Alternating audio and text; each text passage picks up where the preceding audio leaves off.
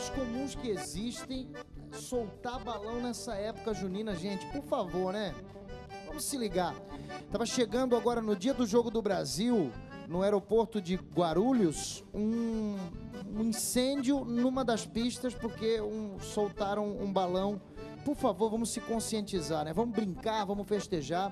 Eu quero mandar também um abraço para uma outra cidade onde eu estive, lá em Serra, onde a gente celebrou Corpus Christi.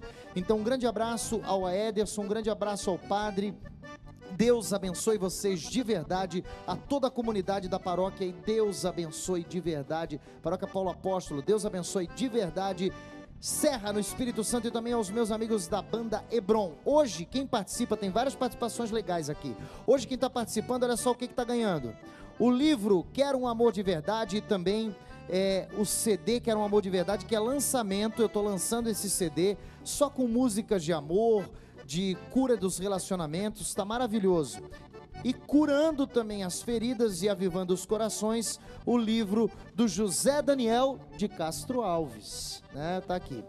Seguinte, tem várias participações, eu quero agradecer, e você pode mandar ainda que dá tempo, tá? Liga aí pra gente, para você comentar também o assunto de hoje. Deus tem um plano para você. Eu quero rezar pelo plano de Deus na sua vida, tá? No final a gente vai fazer uma oração aqui. E também nós vamos colocar todos esses pedidos no altar para serem celebradas 100 missas pelo seu pedido. Maria José de Lima, Rio Bonito, Rio de Janeiro. Maria Gonçalves Cunha, de Várzea, no Piauí, pede oração pela família e parabeniza o programa. Gersilan Lacerda, ela é de Acopiara, no Ceará. Eu queria parabenizar o programa. Eu também, como cristã, acredito que a gente não deve ter medo de se entregar a Deus. É isso aí. A Daiane Ignácio, de Ribeirão Claro, no Paraná. Gosto muito do Point 21 Oficina, pois é um programa que tem todo o conteúdo que o jovem precisa saber. Muito bem. Aí depois ela faz um elogio pessoal aqui. Obrigado. Mensagem, recomendo para todos o programa. Peço sempre a Deus que mostre e ilumine minha mente para eu saber qual é o plano de Deus que Ele tem para a minha vida. Quero participar dos prêmios. Muito obrigado. Me chamo Célia Menezes e gostaria de fazer uma pergunta para o pregador José Daniel. Como ele descobriu a vocação para ser um pregador e viver literalmente da divina providência, vivendo verdadeiramente a frase do Evangelho: ide ao mundo e anunciai o Evangelho? Então, o meu chamado foi muito forte, né? Eu levava uma vida desregrada, uma vida de bebidas, de orgias, de festa. Eu vivia em baile funk, eu era funkeiro, eu dançava forró. Funkeiro. Era uma diversidade, né? Então, o meu chamado foi muito forte, assim. Eu acredito, o amor de Deus... Interessante. Deixa eu fazer uma ressalva aqui que o Daniel, desculpa interromper, porque eu vou ter que fazer essa ressalva. O Daniel, o Godria, que olhou assim meio esquisito, vai achar que eu gosto de funk. Com todo respeito, eu gosto do funk, mas o funk que o meu amigo Luiz Felipe Barbedo, lá do Rio de Janeiro, me ensinou a gostar, que é o funk, não o funk ostentação, mas o funk que fala do social, o funk que fala de coisa boa, o funk que fala de vida. Esse funk tem pouco hoje em dia, porque a maioria fala só de sexo e de loucura, que é o que o José Daniel tá contando, viu, gente? Então, com todo respeito a quem curte o funk, mas tem que selecionar muito bem as letras hoje em dia. E aí você curtia funk, curtia forró, curtia mas funk. parou de... Tem o funk do Senhor agora. Eu parei mais por conta da missão, né, assim, de pregar o evangelho e tudo, então fui tirando aquilo, até porque o funk que eu vivia era esse funk aí bem, vamos dizer assim, depravado, da imoralidade e tudo isso, né? E aí você descobriu como para viver o evangelho? Então, eu tive um encontro pessoal com Deus, né? E passei 2 anos num processo de cura de muitas coisas que eu vivia nesse mundo, né? E aí eu fui me lançando, e primeiramente eu queria ser sacerdote, por incrível que pareça. Então eu passei 5 anos em discernimento. Oh, Deus. Então eu tinha vamos dizer assim, essa vontade, e com 5 anos eu fui descobrir que, na verdade, eu não fui ser sacerdote, eu queria ser sacerdote como, por incrível que pareça, uma fuga. Eu não queria casar porque eu achava que, se eu casasse, eu ia dar menos para Deus. E aí teve um processo de cura de tudo que eu vivi na minha família. Minha família é maravilhosa, inclusive meu pai e minha mãe estão assistindo no interior do Ceará. Eles estão lá. Um beijo para eles, viu? Beijo, pai, beijo, mãe. Né? Então, foi um processo assim, né? Dolorido, de poder ter que renunciar a muitas coisas. E aí chegou um momento, e o momento foi... O momento foi no ano 2000, quando o Papa lançou aquela carta, Avança para as Águas Profundas. Olha. E Deus pediu isso de mim, que eu me lançasse totalmente. Então, no ano 2000, eu me entreguei totalmente. Foi uma revolução lá em casa, né? Meu pai não entendia muito bem, hoje ele entende, me apoia, tem uma rádio que até pede para me lá evangelizar. Então, o processo é lento, como o meu foi 5 anos, né? Assim, para tentar descobrir minha vocação. E ainda está, porque conversão é processo. Você vai ainda mudar de vida até o final. Espero que a gente vá se evoluindo sempre, né? Aquela história da formação inicial e conversão inicial e permanente também. Porque né? muita gente fala assim, eu me apaixonei, amor à primeira vista. Eu, pessoalmente, eu não acredito. Por quê? Porque o amor é uma construção. A cada dia você vai descobrindo, né, no amor aquela pessoa e construindo. Pode haver o despertar, né? Mas o amor é uma construção. A sua vocação também é uma construção de vários elementos, né? A família que lhe acolhe, o sacerdote que você partilha da sua vocação,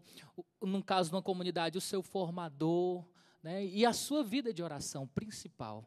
Eu vejo que é o principal, porque a oração você vai ter aquilo que nasce de dentro de você, né? Aquilo que você traz dentro do seu coração, isso vai te dar muita força. Agora, tem situações complicadas. A gente está falando aqui de Deus tem um plano para você. Eu quero falar com você que está em casa e está assistindo a gente, por exemplo, está num momento de frustração, está naquele momento da tempestade, perdeu o emprego, perdeu alguém faleceu, ou, por exemplo, você se divorciou, você se separou, ou terminou um namoro, você realmente está numa fase de crise da sua vida. Como encontrar o plano de Deus nesse momento, Daniel Godry Júnior, você que faz palestras motivacionais para o Brasil inteiro, como motivar alguém que acabou, por exemplo, de perder um filho, de se separar, de perder o emprego? Eu falo disso no meu livro, no Deus Tem um Plano para Você, da história de José do Egito. José do Egito, filho de Jacó e de Raquel, ele teve um sonho. Ele sonhou que os irmãos um dia iam se curvar diante dele. E esse rapaz, que foi muito fiel a Deus, diga-se de passagem, um dos poucos personagens bíblicos que foi fiel, ele foi tentado pela mulher de Potifar, foi vendido como escravo, ficou preso. Ele passou tudo isso para ser, no final, governador do Egito, né? A Bíblia diz, Romanos 8, 23, tudo concorre para o bem dos que amam a Deus, né? E Sabedoria, capítulo 1, 12, Deus não é autor da morte, o sofrimento dos vivos não lhe dá alegria alguma. Bom, mas o que Deus faz com isso? Deus faz isso matéria-prima. Como a gente pega, se você em casa comer um pouco de trigo puro, você não vai gostar, um sal puro não vai gostar, limão puro talvez não vai gostar. Agora, se você misturar esses ingredientes e botar no forno, talvez dê um bom bolo. Você viu que gordo sempre fala de comida, né? Cedo ou tarde.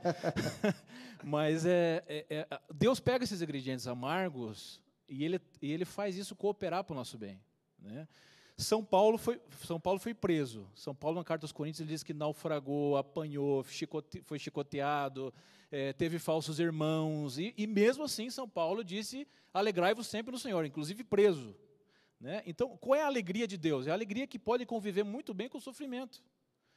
Essa é a alegria que vem do Espírito Santo. Ela pode conviver e convive. Realização pessoal, então, não é ausência de sofrimento. De jeito nenhum, de jeito nenhum. Aliás, o sofrimento faz parte da vida humana, né? Só quem ama sofre, né? Se a gente não sofre, a gente não ama, a gente não se importa, a gente é indiferente. Sofrimento faz parte, é um sintoma que eu me preocupo, é um sintoma que eu me dou, é um sintoma que eu amo. A pergunta da menina, como eu faço para encontrar minha vocação? Olha, olhando para você mesma. Quando eu olho para mim mesmo, eu vejo que eu tenho alguns talentos naturais que Deus me deu, que eu tenho algumas tendências naturais. Por exemplo, todo mundo pode aprender a cantar, mas tem pessoas que nascem já com essa tendência. Nós temos na nossa comunidade 2 meninos que tocam de tudo. O cara pega uma caixinha e faz um... Um abraço pessoal do AUB também, né? Isso, a galera do Anjos da Última exatamente. Batalha. Então, olhe para você mesmo. Que talentos naturais você tem? Segunda coisa, Deus não frustra ninguém. Deus nos quer felizes. O plano de Deus é um plano de felicidade. Qual é um dia que eu não estou no plano de Deus? Eu sou uma pessoa triste, sou uma pessoa frustrada, sou uma pessoa inquieta, e aí angustiada. Tem inveja da missão do outro, né? Exatamente. Tem inveja, não, eu não vou... Tem muita gente assim. A pessoa não consegue criar raiz num lugar, e aí, o que acontece? Ela está vendo, opa, peraí, aquele lá está dando certo, olha só, eu vou fazer isso aqui. Ah, não, mas aquele outro negócio lá está dando certo. A pessoa muda de faculdade, muda de emprego, muda de tudo quanto é lugar e nunca consegue firmar raízes, né? Porque a pessoa não entende que mesmo a decisão certa, existem efeitos colaterais da decisão certa. O meu sonho pode ser médico, mas eu posso não gostar de plantão à noite. Meu sonho pode ser advogado, mas eu não gosto de estudar. Meu sonho pode ser palestrante, mas eu não gosto de viajar 2 dias. Meu sonho é ser músico, mas eu não quero ensaiar. Meu sonho é ser jogador de futebol. Pô, mas eu não quero fazer o exercício físico que o jogador faz. Então, toda decisão, seja ela acertada ou não, ela tem o seu efeito colateral. Quero morar numa casa grande, então você vai ter que limpar a casa grande, vai ter que fazer o jardim, vai ter manutenção. Então, a pessoa tem que entender isso. Felicidade não é ausência de sofrimento. Felicidade é querer aquilo que você tem. Sucesso é ter o que você quer. As pessoas confundem as coisas. Repete aí para a gente, Daniel. Sucesso é ter o que você quer. E felicidade é querer o que você tem. Por isso que tem gente que é feliz e não tem sucesso, tem gente que tem sucesso e não é feliz. Muita gente tão rico, com tudo, e acaba se matando. Agora está aqui uma mãe, né? Fala para a gente como é que é celebrar essa vida e o plano de Deus no cotidiano. Isso que a gente estava conversando aqui, de acolher aquilo que se tem, né, no cotidiano. A gente, voltando naquela história do hoje, eu só tenho hoje para ser feliz. Eu só tenho hoje as pessoas, o meu trabalho, aquilo que eu faço para me realizar e para me alegrar. Na comunidade Recado, o nosso carisma é o louvor. Então, essa vivência do louvor é uma coisa que, quando a gente vive profundamente, a gente é muito feliz, porque eu reconheço quem eu sou e quem Deus é, independente da situação. Sabe? Então, eu reconheço que Deus é bom, independente do que aconteça comigo ou não, né? Acreditando de que tudo concorre para o meu bem. Então, o cotidiano da vida é assim. E né? a educação dos filhos? Eu tenho a impressão que a gente, na fé, a gente transfere um pouco a questão dos filhos. Por exemplo, antigamente, se você conversar com várias pessoas, você conversa e diz, como é que era quando um filho caía? O filho caía, você diz, vamos lá, rapaz, levanta aí, meu. Tem muita gente que faz isso hoje, mas antigamente quase todo mundo, vamos lá, levanta aí. Hoje a pessoa cai, oh, meu Deus, meu filhinho, vem cá, tadinho. Uma coisa muito... a gente vive na sociedade do mimimi, muito mimados, muito mimimi, muita coisa. E a gente acaba transferindo preparando os nossos filhos, não para enfrentar sofrimentos, para enfrentar quedas, a gente quer que a gente protege o filho demais e acaba privando o filho de um processo natural de crescimento e de amadurecimento de vida, de aprender a ser gente, não é isso, José Daniel? Aprender a ser o filho. Você acha que, de repente, o fato da educação está assim, a gente pode transferir isso também até para Deus e querer a ausência de sofrimentos e que Deus só nos pegue no colo e que nos mime, só isso? Então, isso é um perigo muito grande, porque nós sabemos que o sofrimento ele é inerente ao ser humano. Né? O próprio Jesus sofreu. Né? E fez o sofrimento aquilo que até os santos, os místicos falam, né? Ele fez do seu sofrimento um caminho de remissão, um caminho de redenção. Então, Jesus, a partir da sua morte, ele redimiu o sofrimento. Então, o sofrimento é uma bênção também. O sofrimento, porque as crianças de hoje, eu tiro assim, antes eu brincava, aqui em São Paulo fala bola de gude, né? Brinquei muito. Bola de gude, correr, caía no chão, andava de bicicleta, se arranhava, subia em muro, essas coisas todas do normal. Hoje em dia a criança está, não nada contra, mas de trás ali da internet, não quer envolvimento com ninguém, e isso vai gerando nele, vamos dizer assim, um caráter fraco para o sofrimento, uma autoproteção muito grande, não querer sofrer, não querer se expor, porque quem quer chegar a algum lugar tem que se expor, tem que passar por frustrações, né? Tem que passar por quedas, né? Porque na queda a gente levanta sabendo quando não pode mais cair. Então, isso faz com que realmente aquilo que você está falando, nós estamos vivendo uma era que não é para sofrer, que tudo é imediato, tudo tem que ser na hora que eu quero, e o processo de conhecimento e de conhecimento da vontade de Deus se dá também pelo sofrimento. Mas sendo bem claro que não é que vai parar aí. Deus nos dará a felicidade plena. Muito bem. Eu compus uma música que está nesse novo disco, que é Quero um Amor de Verdade, que a gente está sorteando hoje para você que está participando do nosso programa. Quero um Amor de Verdade, que diz assim uma das frases: o amor é tudo e ao mesmo tempo é o que me diz um não. O seu pai, a sua mãe, com certeza é quem ama você e tem coragem também de dizer para você não, colocar limites sem provocar traumas. Vamos juntos evangelizando com educação, com inteligência, comunicação e espiritualidade. Point 21 Oficina, um programa para jovem, mas também um programa que fala do jovem e de toda a família.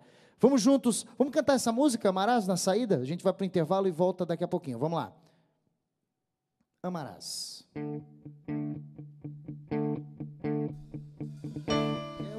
A covardia, a falta de perdão.